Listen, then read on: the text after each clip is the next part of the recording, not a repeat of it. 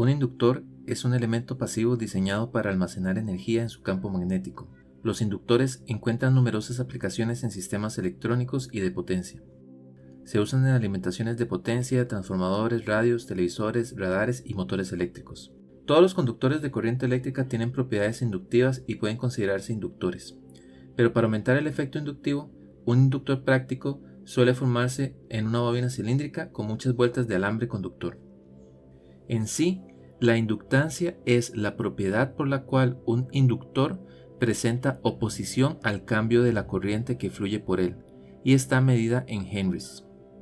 La inductancia de un inductor depende de sus dimensiones y composición física.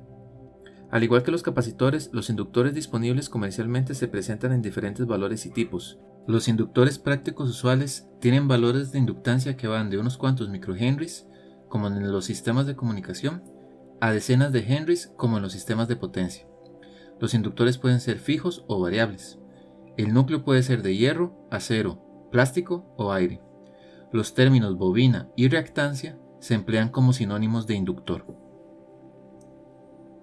Acá podemos ver varios inductores construidos para su uso en electrónica. En general, un inductor va a ser más que todo una bobina de alambre que está enrollada alrededor de un cuerpo o de un núcleo, y este núcleo puede ser de diferentes materiales. Puede ser incluso aire, puede ser plástico o puede ser algún tipo de metal también. También tenemos bobinas que son toroidales y bobinas, digamos, que están encapsuladas en algún tipo de plástico. A final de cuentas es un cable enrollado, y por eso el símbolo del inductor es como se muestra aquí. Podemos ver que lo que representa es el enrollamiento de un cable y muestra la relación entre la corriente, la inductancia y la tensión. También se puede dibujar de esta manera, cualquiera de los dos símbolos son válidos. Cuando se dibuja así hay que tener cuidado de dibujarlo redondito y, digamos, con los cables volteados para que no se confunda con una resistencia, que a veces pasa. Ahora, si el inductor es un inductor sencillo, que es un cuerpo cilíndrico en el que se ha enrollado una bobina, para calcular la inductancia de este inductor, lo que uno toma en cuenta es la longitud, el μ, que depende del material del cuerpo, el número de vueltas y el área transversal del inductor. Entonces, como podemos ver, la inductancia pues depende de la construcción física también. Y la ecuación que define la relación entre la corriente y la tensión es precisamente esta de aquí, que dice que la tensión del inductor es proporcional al cambio en la corriente. Veamos un momentito esta ecuación de acá. Dado que la tensión es proporcional a la derivada de la corriente, eso quiere decir que para una corriente constante, el valor de la tensión va a ser igual a 0. Eso se puede traducir en que para una corriente continua, el inductor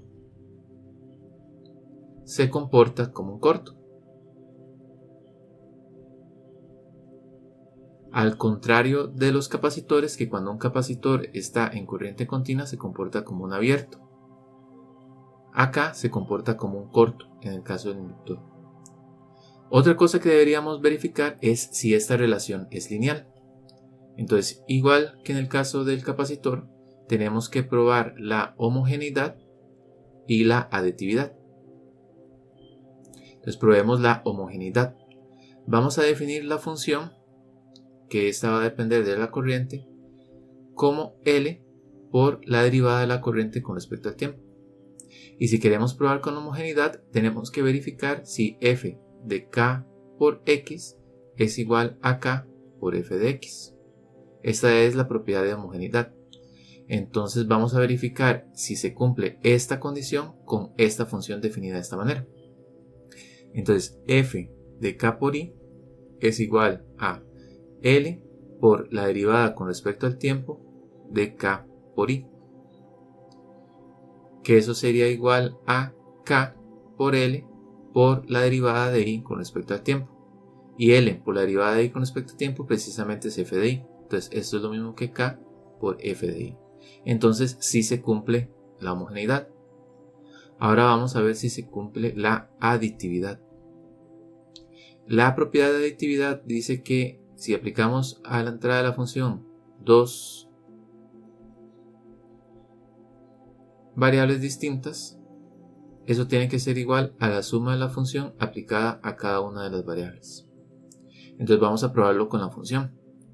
F de I1 más I2 tiene que ser igual a L por la derivada de I1 más I2 con respecto al tiempo, que sería igual a L por la derivada de I1 con respecto al tiempo, más L por la derivada de I2 con respecto al tiempo.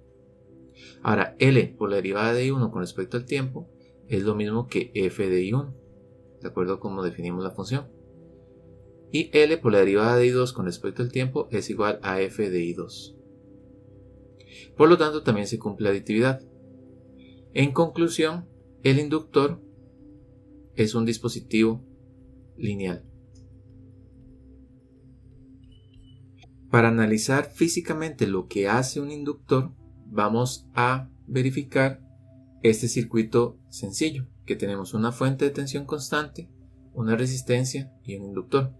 Vamos a suponer que inicialmente el inductor está descargado y por lo tanto la corriente que pasa a través de él en t igual 0 es igual a 0. Entonces, puesto que esta es la corriente del inductor y la resistencia está en serie con el inductor, entonces por aquí también pasa la misma corriente del inductor. Ahora podemos hacer este lazo de aquí. Si hacemos este lazo de aquí, lo que nos queda es que menos V más R por I del inductor más la tensión del inductor es igual a 0. Pero nosotros sabemos que la tensión del inductor viene dado por L por la derivada de IL con respecto al tiempo, y eso es igual a 0. Ahora lo que voy a hacer es despejar la derivada de la corriente del inductor con respecto al tiempo. Si hacemos eso, entonces lo que nos queda es lo siguiente. La derivada de I con respecto al tiempo es igual a V menos R por IL dividido por L. Entonces analicemos qué es lo que quiere decir esta ecuación. Originalmente la corriente era igual a 0. Por lo tanto, la derivada de IL con respecto al tiempo sería igual a V entre L. Pero conforme IL va aumentando, esta diferencia se va haciendo más pequeña. Por lo tanto, la velocidad se va haciendo más pequeña todavía. Entonces, eso quiere decir que en un inicio, la velocidad con la que iba cambiando la corriente era bastante grande. Pero conforme IL va aumentando, y se multiplica por R y se va acercando más a V, pues esta derivada de IL, que es la velocidad, pues tiende a 0. Pero no quiere decir que la corriente tienda a 0, lo que quiere decir es que el cambio en la corriente tiende a 0. Por lo tanto, eso quiere decir que esto tiende a volverse constante. Ahora, ¿a qué valor va a llegar a ser constante? Cuando la derivada de IL con respecto al tiempo es igual a 0, que es decir, cuando ya la corriente es constante, el valor de IL va a ser igual a V entre R, que eso sería de V menos R por IL es igual a 0. Entonces IL es igual a V dividido por R. Vean que sería equivalente a convertir este inductor en un corto y lo que queda es nada más la tensión V totalmente en la resistencia. Y la corriente a la que llega al final es igual a V entre R. El caso del inductor cuando tiene una resistencia en serie pues es muy parecido al caso del capacitor. Lo único es que cambian de papel la corriente y la tensión. Entonces vamos a ver la simulación en la que la corriente está igual representado con una línea azul y la tensión con una línea roja. Cuando lo inicia, la corriente era igual a 0 como habíamos dicho y empieza a crecer primero muy rápido y luego lentamente hasta llegar a un valor que va a ser igual a la tensión dividido por la resistencia. Entonces en este caso tenemos una fuente de 12 volts y una resistencia de 1 kilo ohm. En un circuito que tiene inductores, la corriente no puede variar inmediatamente, pero su tensión sí. Entonces vemos que aunque originalmente tanto la tensión como la corriente del inductor eran igual a ceros, justo en el instante inicial la tensión se vuelve muy grande y se vuelve igual a 12 volts. Aquí el inductor se está cargando y se va a seguir cargando hasta que la corriente ya se mantenga constante. Cuando la corriente ya no varía, decimos que el inductor está totalmente cargado. Ahora más bien supongamos que el inductor está totalmente cargado y la fuente la hacemos igual a cero, de manera que la energía que está almacenada en el inductor tenga que salir y pasar a la resistencia. Ahora, como el inductor está totalmente cargado, pues la corriente era constante y tenía un valor de 12. Cuando empieza a descargarse, la tensión cambia inmediatamente y se vuelve igual a menos 12. De manera que el circuito empieza a dar energía a la resistencia. Y la corriente empieza a disminuir primero muy rápido y luego cada vez más lento hasta que alcanza el valor de 0, cuando toda la energía del inductor se ha disipado en la resistencia. Entonces vean que este es un comportamiento muy parecido al del capacitor, solo que se cambian los papeles entre corriente y tensión. Pero como tienen la misma ecuación diferencial de primer orden, pues es lógico pensar que tienen respuestas muy parecidas. Otra cosa que debemos analizar es cómo obtener la inductancia equivalente de inductancias en serie. Entonces vamos a hacer el análisis de este circuito de aquí. Si hacemos este lazo, lo que nos queda es que V es igual a V1 más V2 más etcétera hasta V sub n. Ahora, esta corriente es la misma corriente por todas las inductores. Entonces, conociendo la ecuación de V, lo que nos queda es que L1 por la derivada de I con respecto al tiempo es igual a V1. V2 sería igual a L2 por la derivada de I con respecto al tiempo. Y así sucesivamente hasta llegar al último inductor, que sería L sub n por la derivada de I con respecto al tiempo. Ahora, si sacamos a factor común el factor de derivada de la corriente con respecto al tiempo, lo que nos queda es L1 más L2 etcétera, hasta Ln multiplicado por la derivada de I con respecto al tiempo. Y si nos acordamos que la ecuación del inductor es que la tensión del inductor es igual a L por la derivada de la corriente del inductor con respecto al tiempo, nos damos cuenta que esta L vendría dado por esta suma de aquí. Entonces a esto lo podemos llamar el L equivalente. Por lo tanto, inductores en serie se suman. Igual que las resistencias.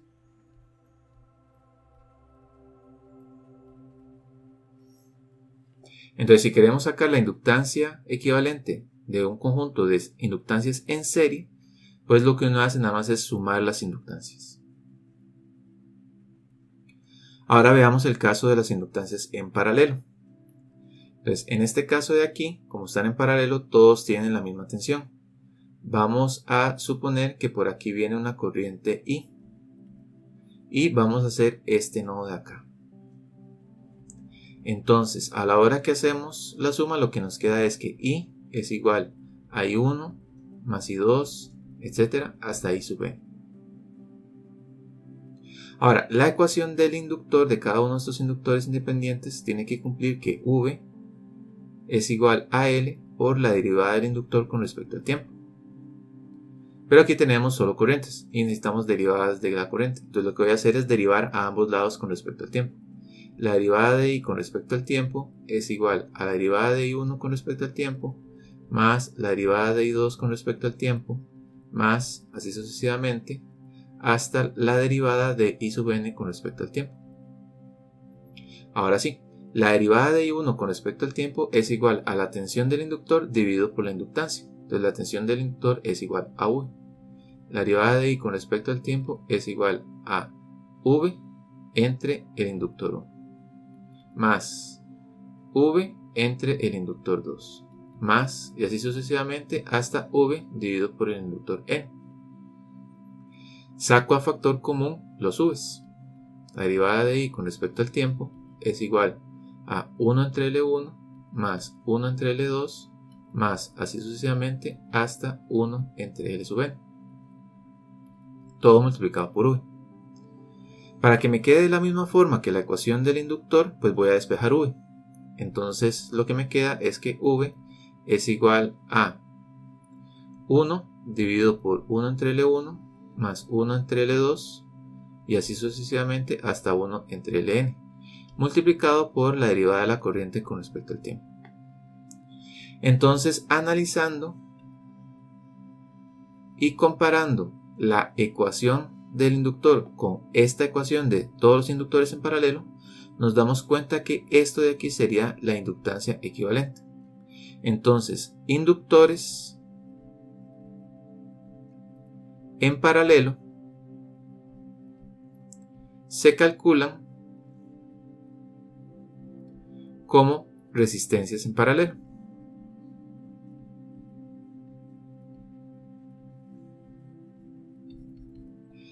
Los inductores se utilizan bastante en telecomunicaciones, pero sobre todo se utilizan mucho en sistemas de potencia, porque la medida de la inductancia es muy importante en lo que son los motores y también en los modelos que se utilizan en líneas de transmisión, líneas de distribución y otros elementos en el sistema de potencia. Entonces, tal vez en electrónica se utiliza un poquito menos, pero también son muy importantes, sobre todo en lo que son los elementos que necesitan estar dentro de la electrónica de potencia. La electrónica de potencia puede ser como los cargadores de celular o, por ejemplo, la circuitería que se utiliza para convertir la energía en corriente continua de una batería al tipo de corriente alterna que necesita un motor en un carro eléctrico, por ejemplo. Y ahí hay un montón de inductancias también.